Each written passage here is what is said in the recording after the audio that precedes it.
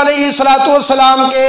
اللہ کے کسی بھی نبی کے اندر 400 جنتی لوگوں کی طاقت ہوتی ہے اور ایک جنتی آدمی کے پاس 40 دنیا کے آدمیوں کی طاقت ہوتی ہے۔ بہرحال میں عرض کر رہا تھا کہ انہوں نے اٹھانا چاہا، اٹھا نہیں سکے۔ سوچ لو یہ امت کو سمجھانا مقصود تھا، لوگوں خیال کرنا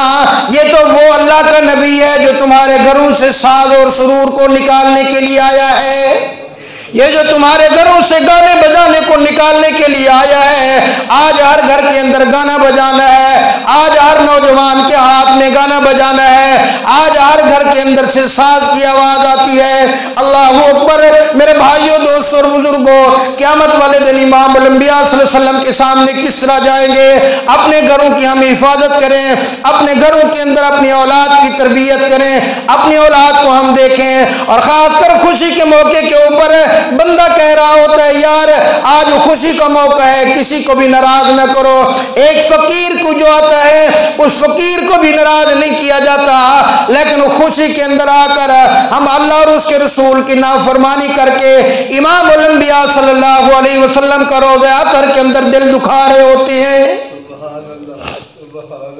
امام الانبیاء صلی اللہ علیہ وسلم کو روضہ اطہر میں تکلیف دے رہے ہوتے ہیں، ہمیں حضور صلی اللہ علیہ وسلم کی تکلیف کا احساس نہیں، ہم مسلمان نام کے رہ گئے ہیں، ہمارے اعمال میں وہ اسلام کے اعمال نہیں رہے، اسلام کے احکامات نہیں رہے۔ اسلام نے کبھی بھی خوشی سے منع نہیں کیا، اسلام نے کبھی بھی کسی اچھی چیز سے منع نہیں کیا، لیکن اسلام اللہ کی نافرمانی، حضور علیہ السلام کی سنتوں کی خلاف ورزی سے منع کرتا ہے۔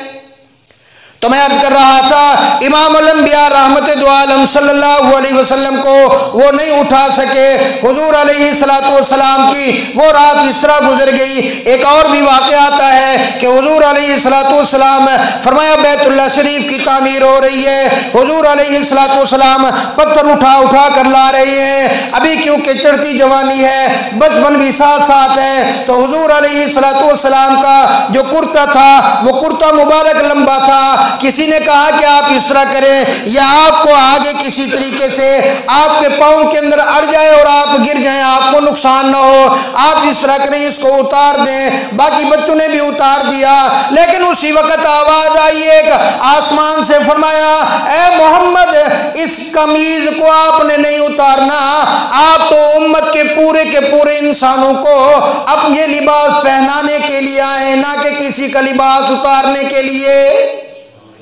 آج اپنے گھروں کے اندر توجہ کریں، ہمارے کام سارے انگریزوں والے، ہمارے لباس یہودیوں والا، ہمارا رہن سہن عیسائیوں والا، ہماری گھر کی زیب و زینت عیسائی اور یہودیوں والی، ہمارا اٹھنا بیٹھنا یہود و نصارہ والا، ہمارے کام سارے یہود و نصارہ والے، اور ہم دعویٰ کرتے ہیں کہ امام الانبیاء صلی اللہ علیہ وسلم قیامت والے دن ہماری شفاعت کریں گے۔ گھر کے اندر بیٹھ کر کبھی سوچ لینا، جب میرا بچہ یہودیوں جیسا لباس پہن کے سکول جاتا ہے، جب میرا بچہ یہودیت کا لباس استعمال کر کے گھر کے اندر کسی خوشی کے اندر جاتا ہے، میرا بچہ عیسائیوں کی طرح جب ٹائی لگا کر نکلتا ہے، تو یہ دیکھو کہ امام الانبیاء صلی اللہ علیہ وسلم کے اندر ساتھ قیامت والے دن ہم حوض کوثر پہ کس طرح صلی اللہ علیہ وسلم کا سامنا کریں گے۔ یہ تنہائی میں بیٹھ کے سوچ لینا، ہمارے اعمال تو یہود و نصارہ والے ہیں اور دعوے ہمارے ہیں کہ ہم پکے محمد